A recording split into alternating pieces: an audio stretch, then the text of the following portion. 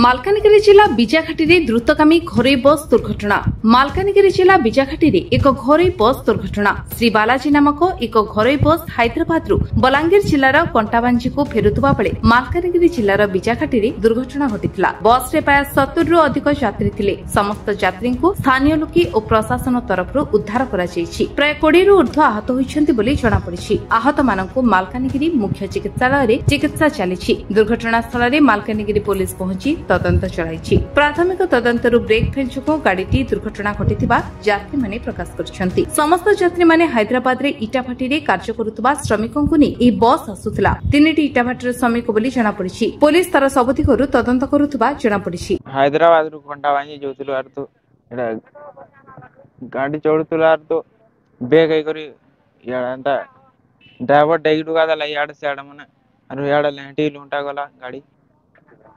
गाड़ी रे भीतर सब लोग थिले आर कार बोलट बाहरी जाइछि। कार मुड़ा पाटी फुटा जाइछि।